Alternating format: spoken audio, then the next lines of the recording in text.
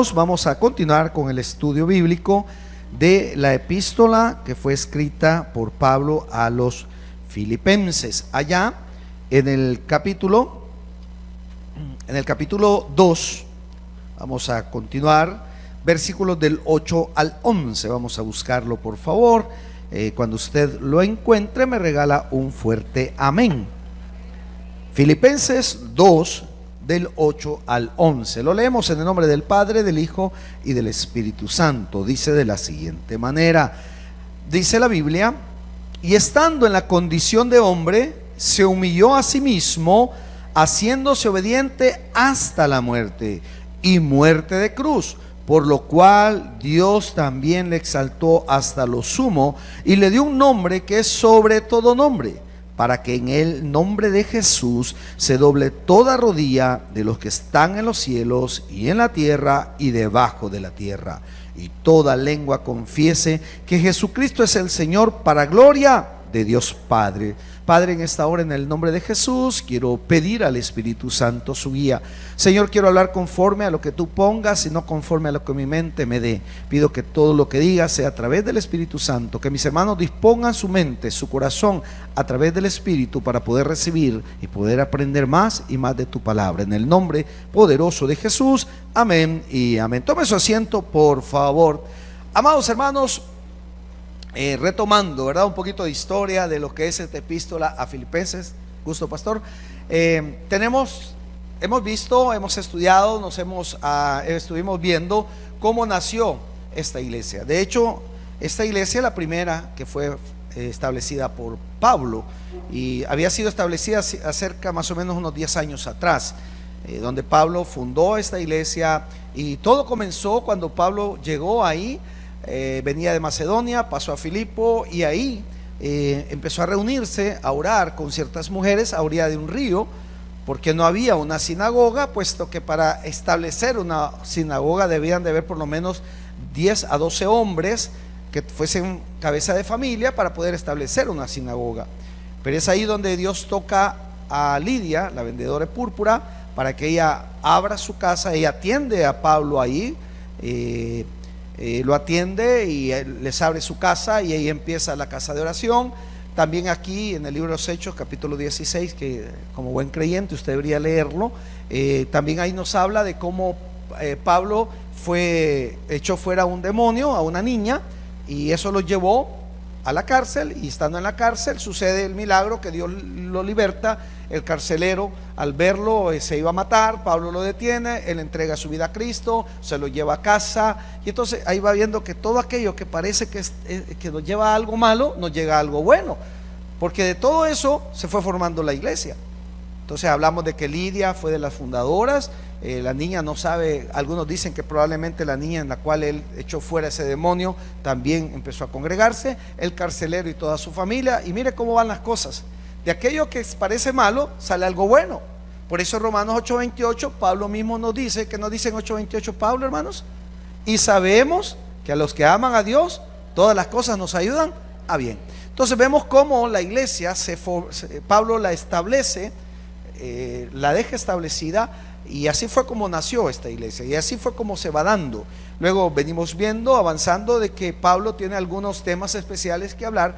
Esta carta es una carta más de gozo. De hecho, se le conoce como una carta de gozo, porque Pablo les dice que él se goza en ver lo que están haciendo. De hecho, Filipo es una de las iglesias, de las mejores iglesias, donde sí habían unos ciertos problemas, y por ahí dice en el capítulo 4, versículo 2, que habían dos señoras pleitistas ahí, ¿verdad? Pero Pablo no define qué tan grande sea el problema. También esta carta Pablo se las manda para agradecerles, porque esta iglesia estaba muy dependiente de Pablo, y en su parte económica siempre eran dadivosos para con él, para su ministerio, porque sabían que Pablo andaba misionando. Aunque Pablo, él decía, él trabajaba haciendo tiendas para no ser muy cargoso, pero siempre recibía una que otra ofrenda. Entonces esta epístola es más bien de agradecimiento. Temas doctrinales son pocos. Sin embargo, el miércoles pasado hablamos de una doctrina. ¿Se acuerda alguien cómo se llamaba? Porque yo no me acuerdo. ¿Se acuerda alguien? Yo sé que si se acuerda, se la voy a recordar. Veamos lo que dice el versículo 2:5. Haya pues, ¿qué dice? En vosotros este sentir que hubo también en Cristo Jesús, el cual siendo forma de Dios, ¿qué dice? No estimó el ser igual a Dios como cosa. Y en el 7 dice, sino que se despojó a sí mismo, tomando forma de siervo, hecho semejante a los hombres. Y estando, dice, ojo, se despojó y luego se humilló. ¿Se acuerda? Hablábamos que esta se le conoce como la doctrina de la kenosis. ¿Cómo se le conoce? La doctrina de la kenosis. ¿Qué significa? Del despojamiento. Le leo lo que literalmente es la kenosis. Es el acto de Cristo de asumir una naturaleza humana con todas sus limitaciones, excepto sin pecado. Amén. ¿Qué se conoce como la kenosis? Bueno, el hecho de que Dios, de que Jesús, siendo Dios Hijo, pudo haberse quedado en el trono, pudo haberse quedado y no bajar en su condición de rey, pero la Biblia dice que iba a nacer, que iba a estar con nosotros, que Dios iba a encarnar. Y entonces la kenosis es el hecho de que Cristo se despoja no de su divinidad, porque hay que tener cuidado. Él sigue siendo Dios, y yo se lo demostré a usted en Colosenses 2:9, donde dice que en Él está toda la deidad. Entonces, esto los teólogos han querido darle un tema y le dicen la doctrina ¿de qué le dije? Ya se me olvidó. Del despojamiento. ¿De qué se despoja? No de su calidad de Dios, sino del privilegio. Él viene y por amor a usted se humilla. Amén. No sé si me estoy dando a entender. Eso lo explicábamos la semana anterior. Entonces Pablo dice, señores, algún problema tenían, y Pablo dice, señores, sean como nuestro referente. Jesús no tenía necesidad de venir a la tierra. Sin embargo, Él se humilló en una condición de hombre sin pecado alguno. Porque Jesús tuvo hambre, tuvo sueño, se enojó, ¿sí o no? ¿Perdón? Lloró, claro. Sin embargo, Él no pecó. Pero de ahí todas las condiciones. Ahora, hay otros que dicen que Él se quitó de su divinidad. Mentira, Él siguió siendo Dios. ¿Por qué? Porque Él hizo milagros que solo Dios puede hacer. Resucitó muertos, ¿o no? Multiplicó alimentos para los demás. Entonces, para no complicarnos, pero para que usted tenga, porque más de alguna vez va a oír usted y van a decir la kenosis, ¿verdad? Entonces ya usted entiende que es el hecho de que Jesús se humilló para venir a esta tierra, se humanizó, se encarnó, dice el Evangelio de Juan, el verbo se hizo carne. Entonces, para que tengamos y aprendamos un poquito, de repente hay alguien que va a hablar de la kenosis y usted dice, es el hecho de que Jesús vino a la tierra, se despojó de estar, el privilegio de estar en su reinado, en su trono, para venir a pagar un precio por mí. Es un poquito de aprendizaje para que tengamos ahí, por si alguna vez escucha esta palabra o alguien le habla de la doctrina de la kenosis. Pero Pablo, ¿por qué lo ocupa? Pablo no es que esté hablando porque él quiere meter esta doctrina. Lo que les está diciendo, señores, aprendamos. ¿De dónde aprendemos? De Jesús. Ahora, vea lo que dice el versículo 8, del cual estamos ahora en esta noche. Hoy vamos a hablar de la humillación a la exaltación. Dice el versículo 8, y estando en la condición de hombre, ¿qué hizo Jesús? ¿En qué forma se humilló a sí mismo? Volviéndose hombre, viniendo con nosotros acá. Asimismo, haciéndose, dice, obediente hasta la muerte. ¿Y qué más? Ojo con esto. ¿Cuándo yo sé que me estoy humillando? Cuando obedezco. Vea la palabra ahí. Su humillación fue a través de ¿qué? De la obediencia. Porque Él pudo haber dicho, no voy yo a pagar un precio. Pudo haberse. Entonces, cuando usted dice ser humilde, pero no se somete. Mire, pastor, yo soy humilde, pero a mí cuando me dicen cosas yo no las hago. Entonces no hay humildad. Porque la humildad viene de ¿qué? ¿Cómo se demuestra? De la obediencia. Amén. ¿Cuántos humildes hay? Deberíamos de ser humildes. Que nos sometamos. Si usted se somete, ¿verdad? Ahora, dice la Biblia, y estando en la condición de hombre, se humilló a sí mismo. Es decir, Vamos a hablar de la humillación a la exaltación de Cristo. Él se humilló, no tenía por qué venir. Es más, cuando usted ve en el Evangelio de Mateo, en su capítulo 8, el centurión dice que llega a Jesús, y cuando Jesús le llega a pedir un milagro, ¿por quién? Por un siervo. Mi siervo está postrado en cama, paralítico, gravemente atormentado. Y Jesús le dice: yo iré y le sanaré. No leen la Biblia, hermanos. Entonces, cuando él dice: yo iré y le sanaré, ¿qué le dijo al centurión? No soy digno de que entre en mi casa. Di una sola palabra, ¿ya?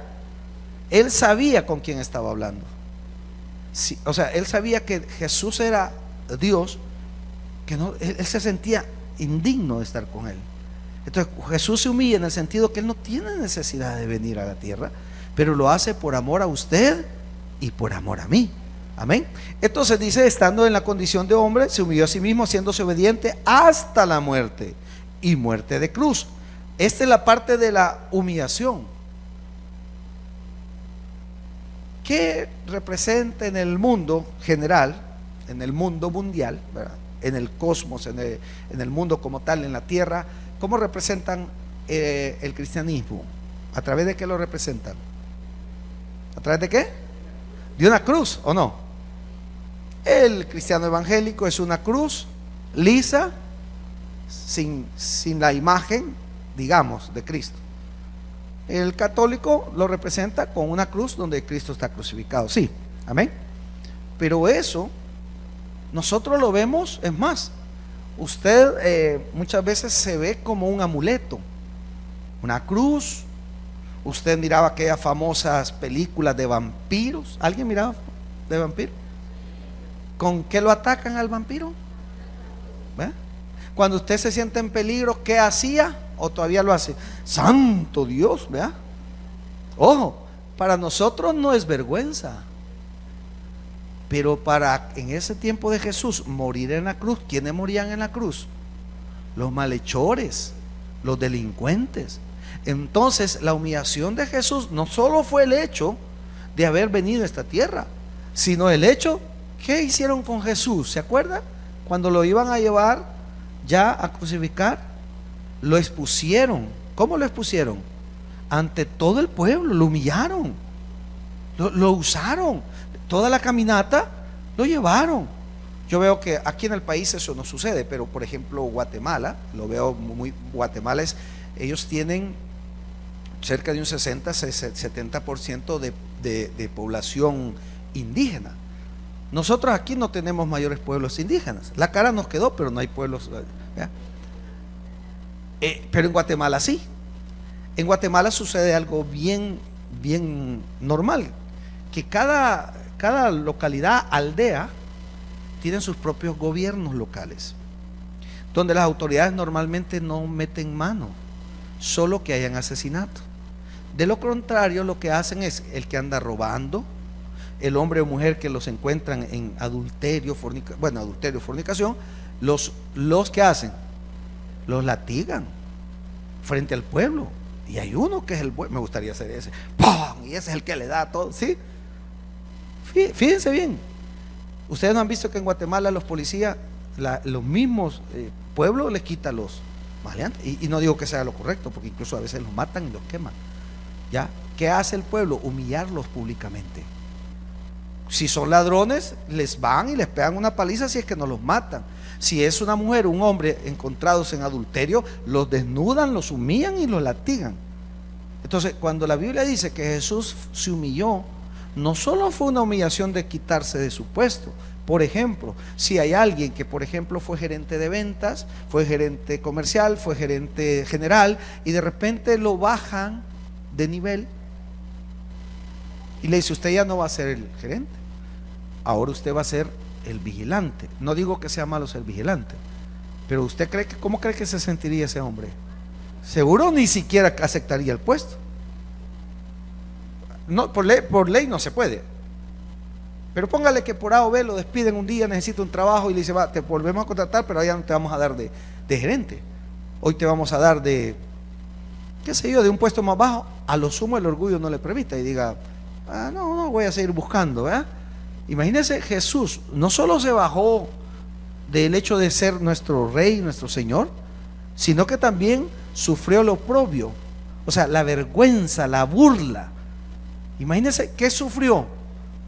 Traición. 3 años y medio anduvo con Pedrito, con los apóstoles. Apresan a Jesús. ¿Qué hace Pedro? De lejos, muy lejos, ¿verdad? De lejitos. Vos andabas con Jesús o de ellos. Yo nunca he vivido en Ayutuxte. ¿Verdad? ¿No le ha pasado a usted que ha conocido personas y después cuando ellos están en otra posición ni lo conocen a uno? Y no se siente mal usted. ¡Ey! Y el otro queda humillado. Eso es una vergüenza, nada comparado con lo que Jesús vivió. Pedrito, el que dijo que iba a vivir, que le iba a dar su vida por Jesús, ahora lo negaba. ¿Cuántas veces lo negó? 3 veces. ¿Cuántos gallos eran? El mismo. Imagínese usted la humillación. Y antes de eso ya había habido una traición. ¿Quién lo traicionó? Judas. Mire a dónde lo estoy llevando. Cómo Jesús fue humillado. Luego de eso lo exponen en todo el trayecto. ¿Cuántas caídas son según lo hace la iglesia tradicional, hermano? 7, 11, no me acuerdo cuántas. Yo me las aprendí. Como 11 o 12, no me recuerdo. Yo me las aprendí. 12 creo que son, sí.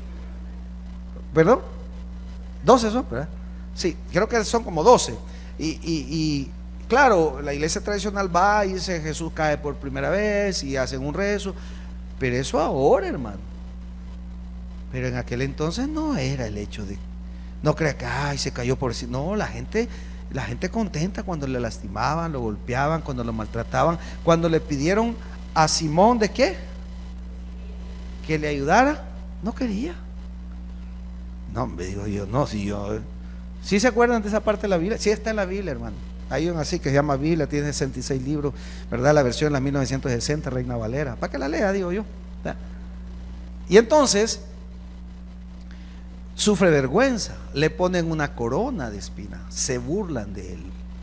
¿Qué se burlan ahora los romanos? Se burlaron sus amigos, se apartaron de él, el pueblo eligió. Imagínate qué vergüenza, qué humillación más grande. Quizás no he ido en el orden que debería ir, pero la primera humillación, Jesús y Barrabás.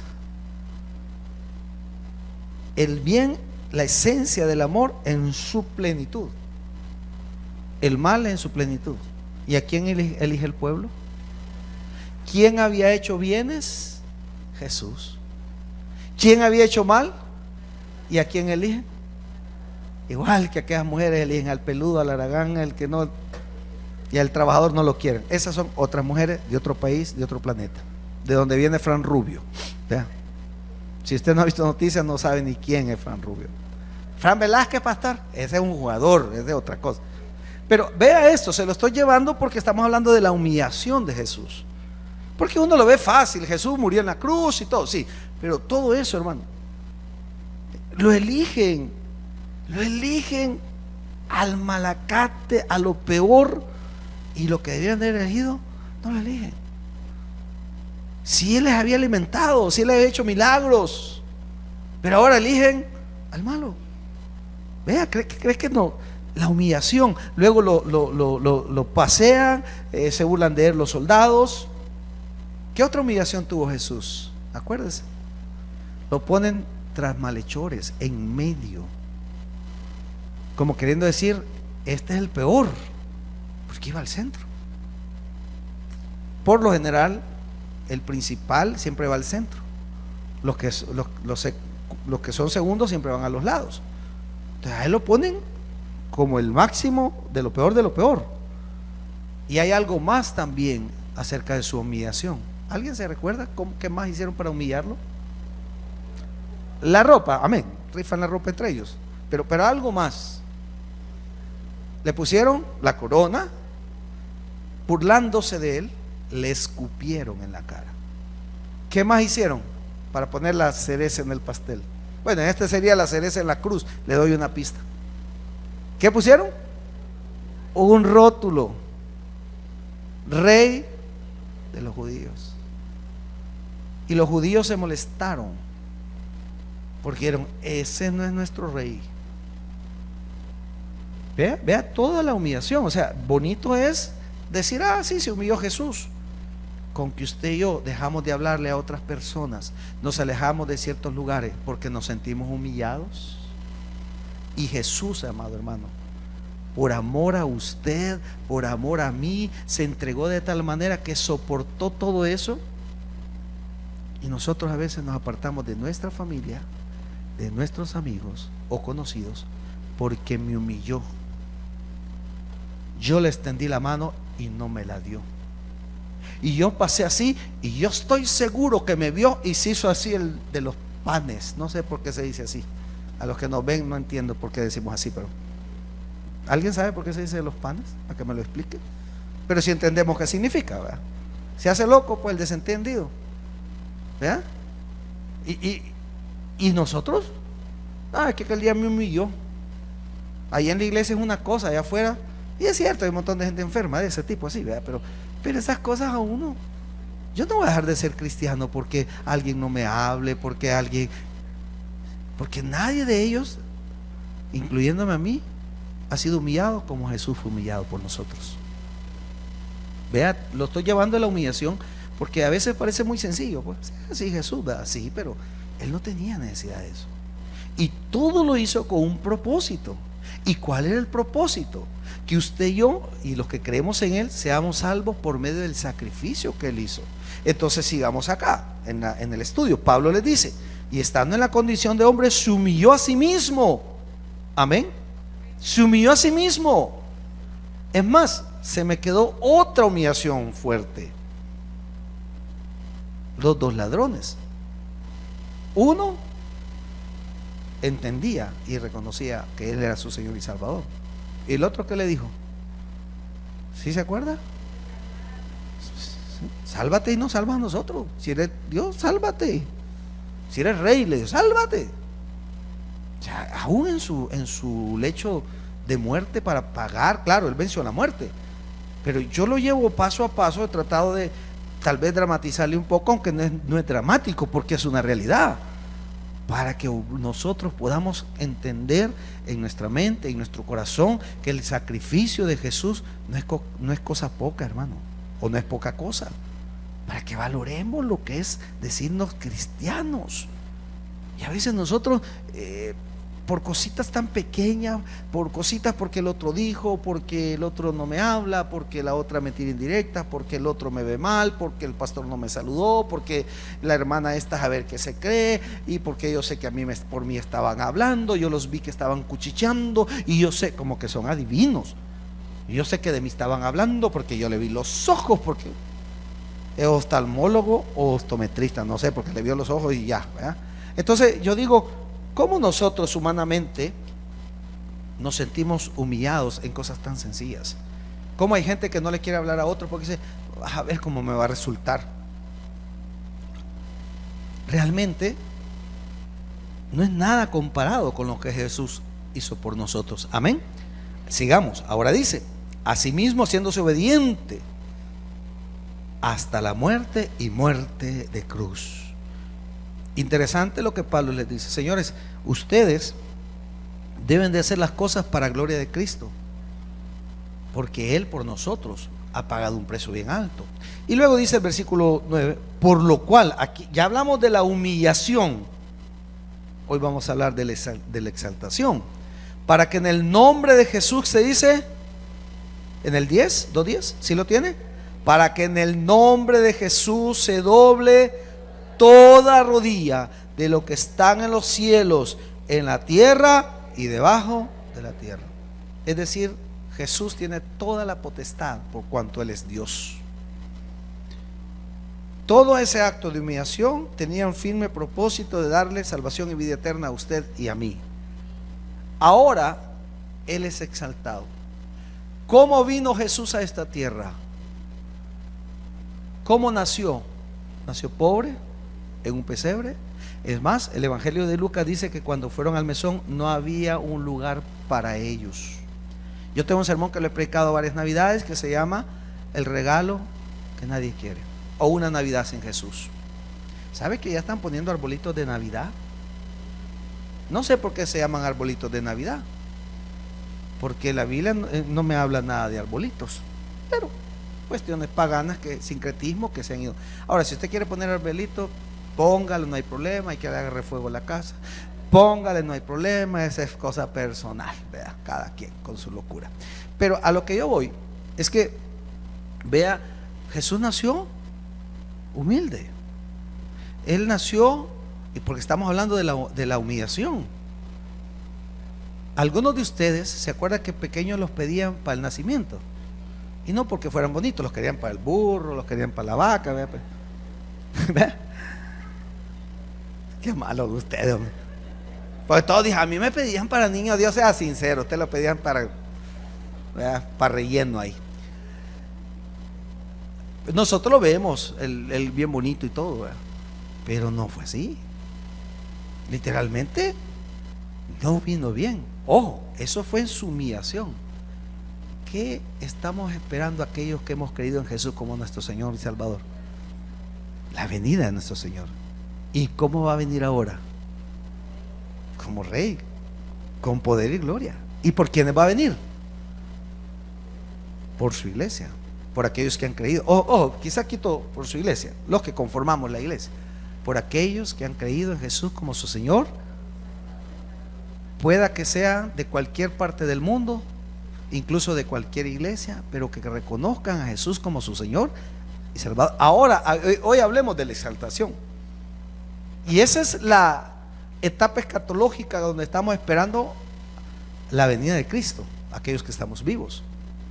Pero después de eso viene, al final del periodo tribulacionario, que estuvimos hablando de eso. Si usted no vino, se lo perdió, pero ahí están en YouTube, los puede encontrar.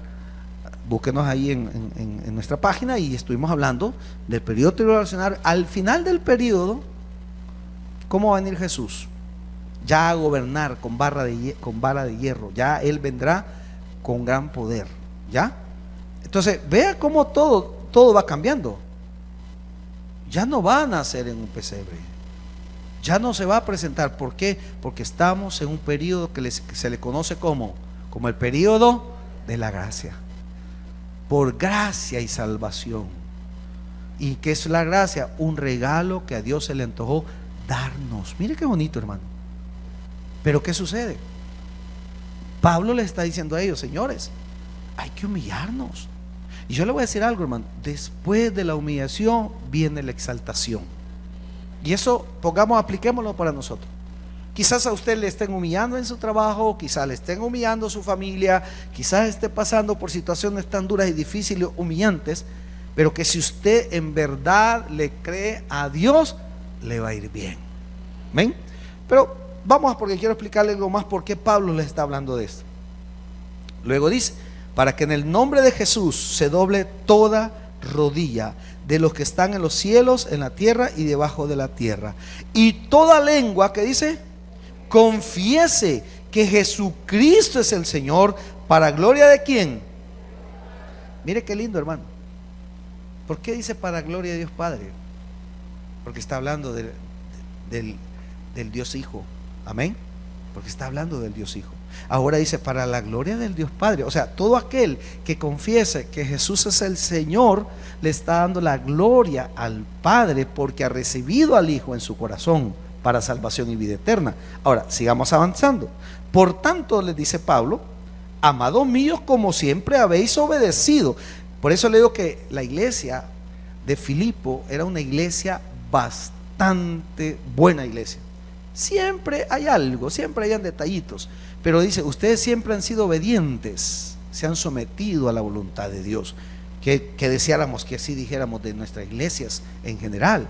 Esa iglesia realmente obedecen a Dios. Mire qué más dice: no como en mi presencia solamente, dice Pablo. Es decir, ustedes no han necesitado que yo esté encima para obedecer.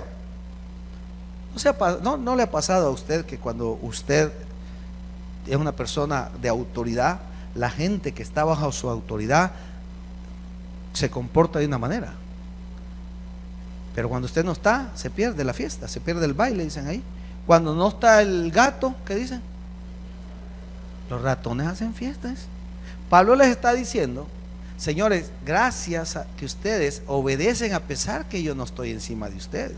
Hoy resulta que uno tiene que llenarse de ¿cómo se llama? De cámaras.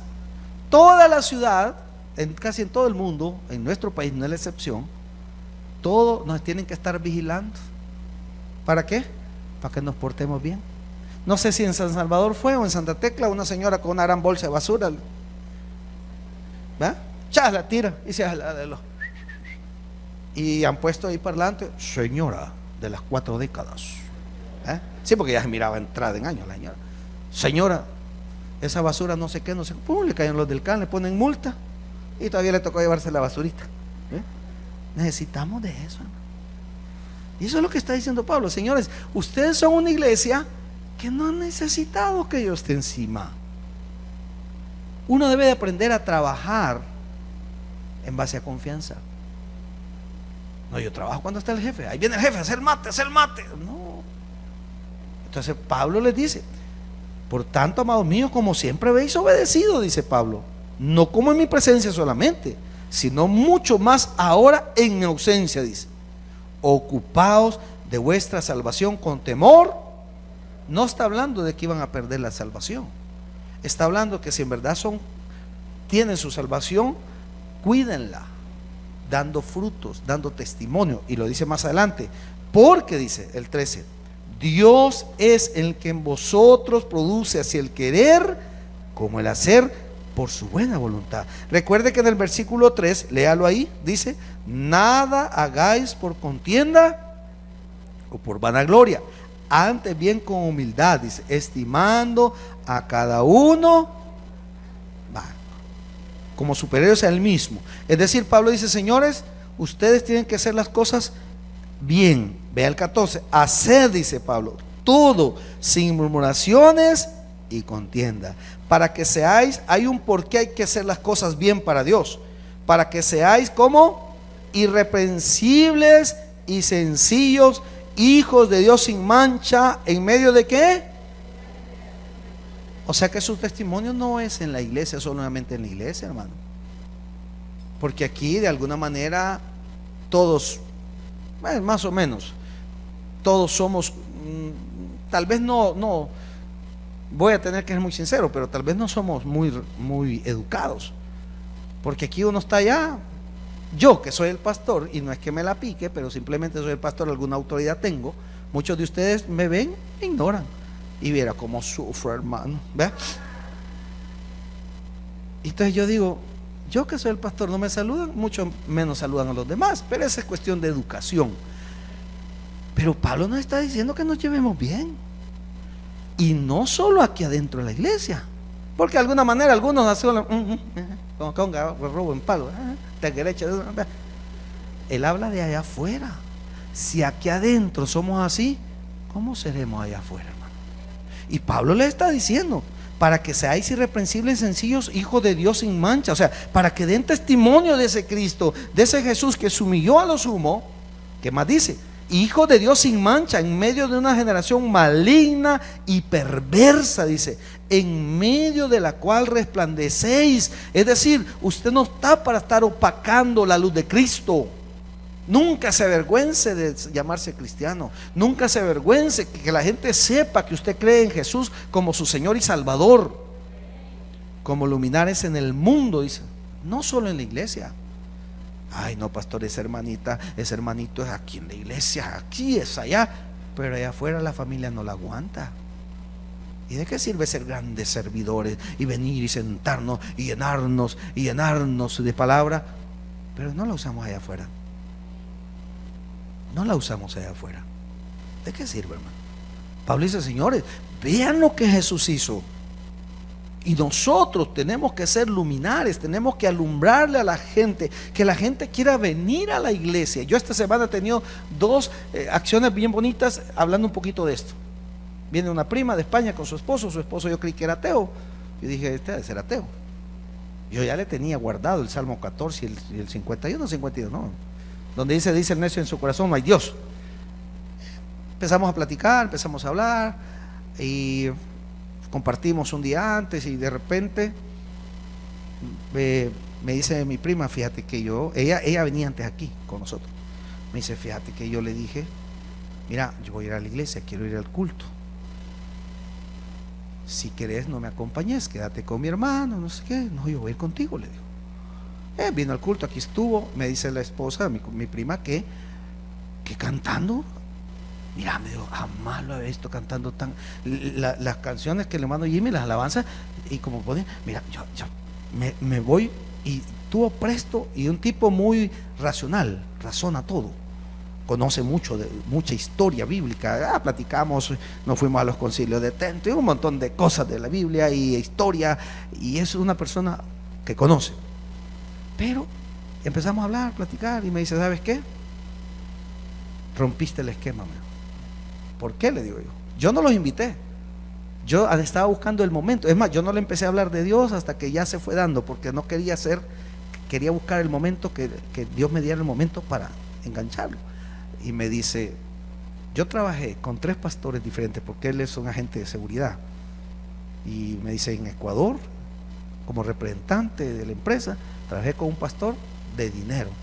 No, yo le dije, otro me dijo que tenía mujer, tenía esto, tomaba, mira, me dijo, yo miraba todo lo que hacían.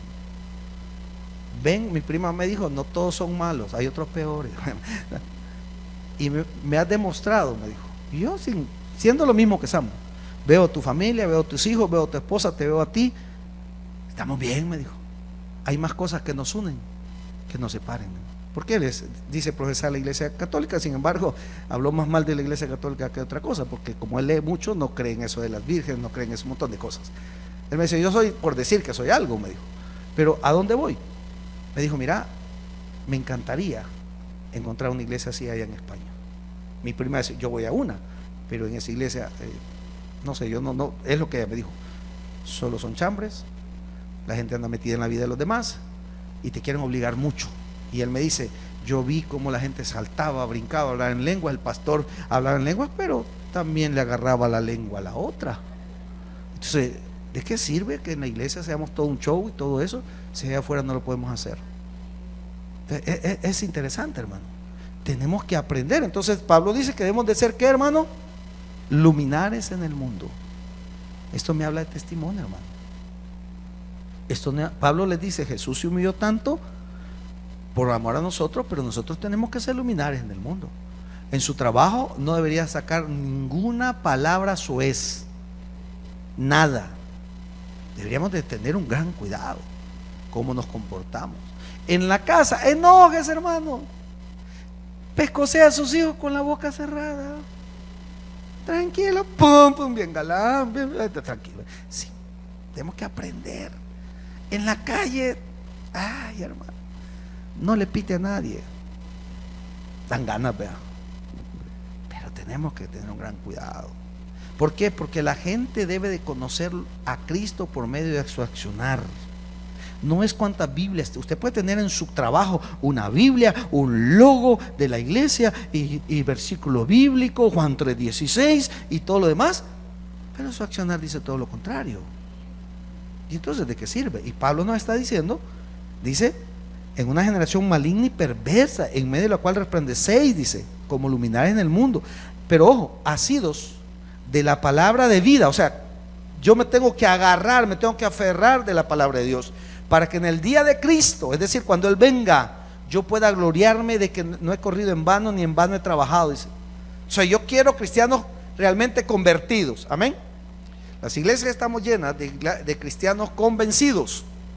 No, yo sé que Cristo salva, yo sé que Dios me da salvación, y yo sé que pues sí, verdad, yo sé que Dios es bueno, yo sé que si le busco me va a ayudar, yo sé, pero no lo hacemos.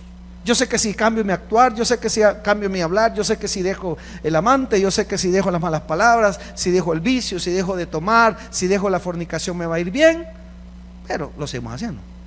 Eso es estar convencido, pero no convertido.